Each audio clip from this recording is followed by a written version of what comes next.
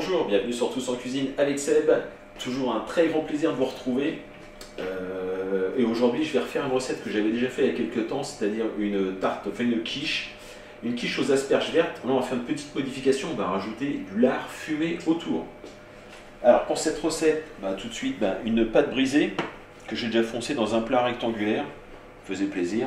J'ai pris 500 g d'asperges vertes, 40 g de parmesan, 10 centilitres de lait entier, 3 œufs, 15 centilitres de crème liquide, du sel, du poivre, et donc autant de poitrine, enfin voilà, des tranches de poitrine comme ça, autant que d'asperges. Que je ne peux pas vous dire le nombre tout de suite, il faudra que ça rentre dans le plat.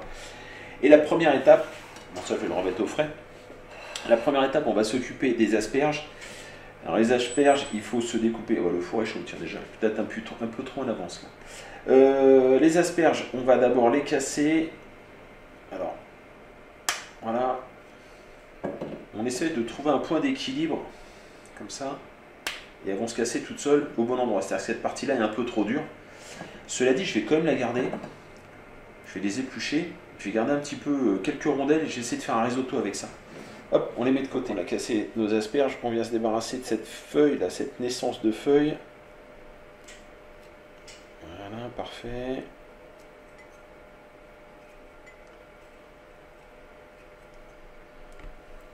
Les dernières ici, après les autres là-bas, il faut les laisser bien sûr. Ok. On va blanchir nos asperges donc dans un grand volume d'eau légèrement salé. On va les plonger 3-4 minutes. On va récupérer les asperges et on va les plonger tout de suite dans un grand volume d'eau bien fraîche. J'ai rajouté quelques glaçons, ils ont déjà fondu.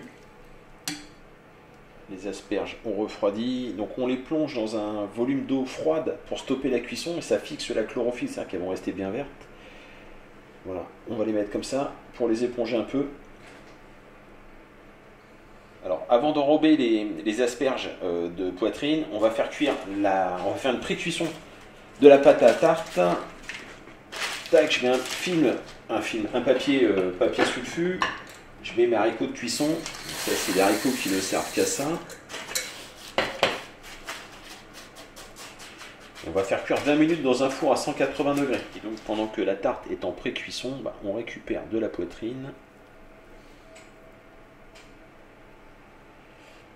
Et on va venir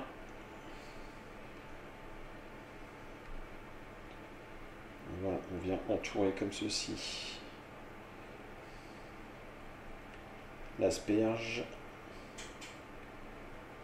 Voilà, comme ça c'est pas mal. Je viens de sortir le fond de tarte, donc il a pré-cuit, c'est parfait. On va maintenant s'attaquer à l'appareil. Donc là, 15 centilitres de crème liquide. J'ai cassé mes œufs séparément. On va les intégrer maintenant. Hop. Donc les 3 œufs. Et je les casse séparément parce que ce sont les œufs de mes poules.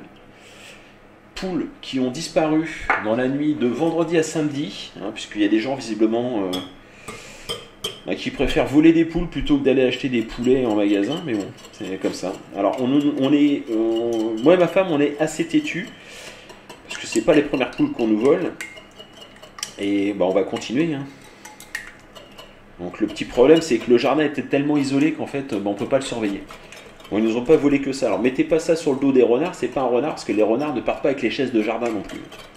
On mélange bien ça, on va rajouter du poivre, du sel,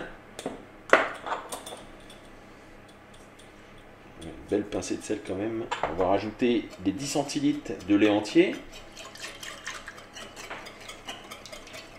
le parmesan, bien mélanger le tout. On va maintenant disposer nos asperges. Alors ce qui est intéressant, c'est qu'il y en a un peu partout. Enfin, il devrait y en avoir partout en toute logique. On les met dans le même sens? Non. On va faire comme ça en quinconce. Et la dernière. Parfait. On va maintenant rajouter l'appareil. Alors je remélange pour ne pas mettre du parmesan partout au même endroit.